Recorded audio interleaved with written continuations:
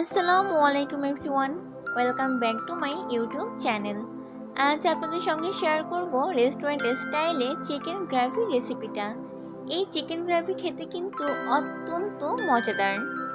এই chicken gravy চাইলে আপনারা ভাত, রুটি, পরোটা বা লুচির সঙ্গে খেতে পারেন। চেষ্টা করেছি খুবই সহজভাবে আজকের চিকেন গ্রেভি রেসিপিটা আপনাদের সঙ্গে শেয়ার করতে। আশা করছি আজকের রেসিপিটা আপনাদের কাছে ভালো লাগবে। রেস্টুরেন্টের চিকেন গ্রেভিতে কিন্তু একটা স্পেশাল মশলা তৈরি করে, এজন্যই আমি ফার্স্টে স্পেশাল মশলাটি তৈরি করে নেব। এখানে 8টা অ্যালমন্ড নিয়েছি ও কিছু শুকনো মরিচ নিয়েছি। অ্যালমন্ড ও শুকনো মরিচগুলোকে খুবই ভালো করে ভেজে নিচ্ছি। ভেজে নেওয়া শেষ। এখন একটি মিক্সারে এই অ্যালমন্ড ও শুকনো মরিচগুলোকে গুঁড়ো করে নেব। গুঁড়ো করে নিলাম। এখন এগুলোকে একটি সাইডে রেখে দিচ্ছি। চুলায় একটি কড়াই বসিয়ে দিয়ে এর ভেতরে আমি কিছুটা সরিষার তেল দিয়েছি। এখন আমি এর ভেতরে দিয়ে দিচ্ছি 1 কাপের মতো পেঁয়াজ কুচি। এই পেঁয়াজগুলোকে একটু বাদামি কালার করে ভেজে নিচ্ছি।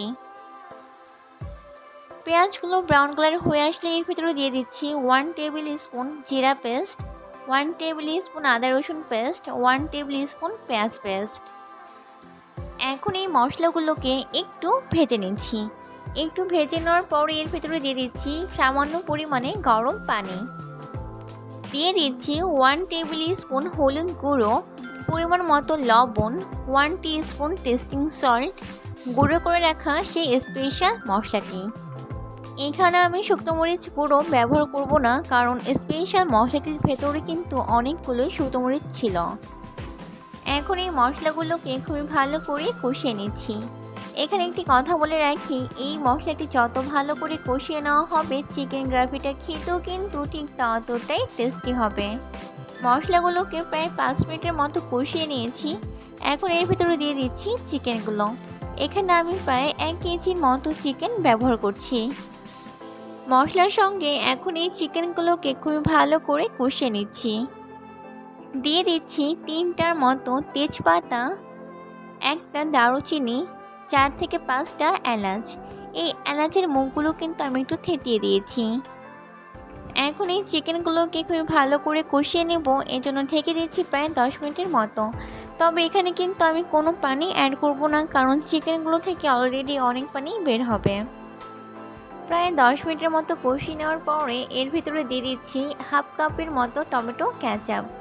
এক্ষেত্রে টমেটো কেচাপটি কিন্তু অবশ্যই ব্যবহার করতে হবে, কারণ চিকেন গ্রেভিতে টমেটো কেচাপটি অত্যন্ত ইম্পর্ট্যান্ট। এখন আবারও সবগুলো উপকরণকে প্রায় 1 মিনিটের মতো কষিয়ে নিচ্ছি। এখন এর ভিতরে দিয়ে দিচ্ছি 1 কাপের মতো গরম পানি। দিয়ে দিচ্ছি 8টার মতো কাঁচামরিচ।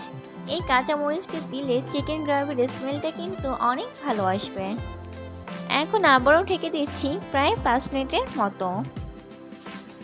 চলে আসলাম 5 মিনিট পরে। এখন দিয়ে দিচ্ছি 1 টিস্পুন জিরা গুঁড়ো, দিচ্ছি 1 টিস্পুন গরম মশলা গুঁড়ো। এখন সবগুলো উপকরণকে খুবই ভালো করে মিক্সড করে নিয়ে প্রায় 1 মিনিটের মতো কুক করে নামিয়ে নিচ্ছি। তৈরি হয়ে গেল কিন্তু রেস্টুরেন্ট স্টাইলে চিকেন গ্রেভি।